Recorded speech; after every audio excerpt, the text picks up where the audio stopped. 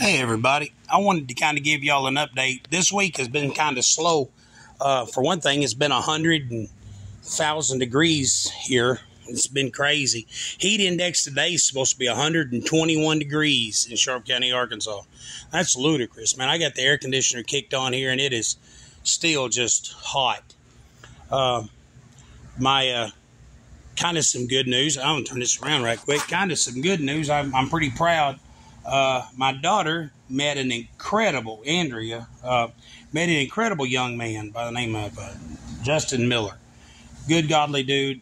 Man, I couldn't have asked God to send a better young man for my baby girl. Well, this week, he decided he was going to propose. So he wanted to take her down to the beach, down at the Gulf, and propose as the sun was coming up. But he didn't want to take her down there because they're not married yet, unchaperoned. So Paul insists. So she had her brothers, you know, they're big, you've seen them. Her brothers went with her and her boyfriend, but they returned with their sister and her fiance. So it's kind of like the boyfriend that went to the Gulf and come a fiance compared to the Englishman that went up a hill and come down a mountain. Yeah, talk about a mountain. Yeah, but he's got a road to hoe, girls. Anyway, but I'm proud. I'm super proud for his name to say. But anyway, so it's kind of like me and Samuel holding down the boat this week. And we worked on his Charger, got quite a bit done to it, fixing to go get tags on it, and just doing a few little touch-up, odds and end things. Tomorrow, Samuel wants to do a burnout video. Because when we had the, Samuel revealed his car, I was like, do a burnout. And it dawned on me, man, I didn't teach my kids how to do burnouts. Nobody had to teach me how to do a burnout. But I tore up a lot of my dad's stuff learning how. So tomorrow we're going to do maybe Samuel's first real smoky burnout video. But what I wanted to do is I wanted to share with y'all how this little Elantra is coming. Like I said, I've been here doing it by myself this week. So I'm not putting the interior back together. I'm sorry for shaking the phone so bad. But I'm not putting the interior back together because I don't remember where it all went. But I know it started this out as like, hey, if you're going to do this yourself, this is how you do it. Man, I just want to be honest. I mean, we talked about measure, and then measure some more. But also, sometimes you need to know, like on cars, new cars, old cars. Like I see people buy old cars and they like, I'm going to fix it. And then they take the motor and transmission out, take the motor apart, take the car apart. Then 10 years later, it's on Marketplace for a fraction of what they gave for it. And it's all in baskets. And then nobody can put it together. If you buy an old car, I was watching a video the other day. There's a guy, Big Bad Jones. He's got a cool channel. Check it out. He was talking about, know your limitations. They ain't the words he used, but it's kind of like know your limitations. Like if you're going to buy a car that's already mostly together. Don't go in over your head. Well, like on this car, if y'all remember what this thing looked like, it would be easy to get in over your head. I've been at this. I've been doing this my whole life. I don't remember. I'm 57 years old. I don't remember not working on cars in my dad's shop. I don't remember the first time I cut a car in half. I've been doing it. Like I said, so there's a lot to be said for experience. But at the same time, man, don't be afraid to jump in there. Don't be afraid. If you got a car, man, and YouTube is a place you can get all kinds of information. There's a lot of bad information. There's a lot of good information. There's a lot of people that I watched the deal the other day about a guy spreading Bondo on bare metal, and there's a whole bunch of people got on there. Don't he know you don't put that? Well, you can get bare 2 metal body filler. So, you can get that. But these people that watch graveyard cars or they watch overhaul and they watch these shows, and it's like, okay, but a lot of these shows have an unlimited budget. They really do. And there's a lot of, they take extra steps because they can. It's like right now, Donut Media. There's a big thing about, there's people leaving Donut Media. I remember when I was watching Donut Media, I'm not a big tuner guy, but I love watching anything do a donut and do burnouts. So I watched their show. But now it's like, what's better, a $3,800 salvage yard motor or a $30,000 salvage? I'm thinking, man, I can't afford either one of those.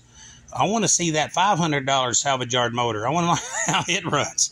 So a lot of times you have to stay in your budget range. But I just want to show y'all, man, if you decide you want to tackle a job like this, buy the panel bigger than what you need. Cut off all that's damaged, and then you know where to start cutting your other panel. Measure. We've got this together. I got it painted, got it blended, got it buffed. Couldn't be prouder of the job. The body work that they did on the seams, you cannot see where that was cut in half. You cannot see where it was welded. You just can't find it. It just and I want to show you this. I'm really proud of this. This door gap is perfect all the way down. You can take a paint paddle. It's the same from the top to the bottom around the curves. Check this out. That's like a new car. That's how a new door shuts. So measure, and then when you're tired of measuring, measure some more. Measure angles that don't even make sense. Measure weird corner angles. We're like from the top of that down to the say go from the top of the up there in that corner. Measure from that corner down to this striker plate. Why? I don't know. Just do it. This screw right here, that screw right there, that's going to be a constant point. So you can measure from up there in that corner to here. Measure it. Measure from there. Measure from this screw right here to the to that. Measure from there to there. Man, here's the deal. Do you have to measure everything? No, you don't have to measure everything, but boy, it's really nice when you have that measurement. And it's a sense of satisfaction when you put your panel up there and you get all your welds put in, you put your screws and you pop rivet it in place, you drill some holes, run some screws, you hold it in place, and you run those measurements, and they're within a 32nd of an inch. And man, you got an eighth to play with, because an eighth of an inch difference, an eighth of an inch difference is a 16th in the front, a 16th in the back, and you can't see a 16th of an inch from here. You can't. So so when you're within a 32nd of an inch or a 16th of an inch, well, I wouldn't say an eighth to play with. But still, man, half an eighth is a sixth. Yeah. So when you measure that and that all works out right and everything works out right, and then the next thing you know, you put your door up there. Do that. And here's another trick on welding. Don't start at the front and work your way back, because if you do that, it will shrink. It will. Weld at the front, 2 or 3 welds. Go back there and weld 2 or 3 welds. And then go to the middle on the inside where we put the whole, y'all seen that in a previous video. We put this whole inner fender. We put the shock tower, the shock, the whole everything in it. Because we also replaced the rear end and all that stuff. When we got that stuff put in place, man, the bolts just slid in. I mean, they're just everything. So measure. Stomp, measure. Check, measure. Pop things into place, measure. Now, I do want to say this on these newer cars. A lot of your older cars, when you have a bracket here that runs a series of bolts through the inside, like say if you're working on a Ford Crown Vic, or a Mercury Grand Marquis, this will seam up, right?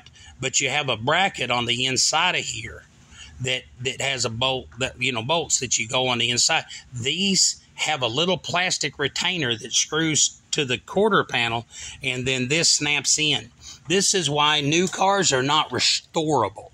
They're repairable, but they're not restorable, because the only way you can get that bumper cover off is to take all the pop rivets out of the top, take the screws out down there. Then you got to grab it and kind of pop it off.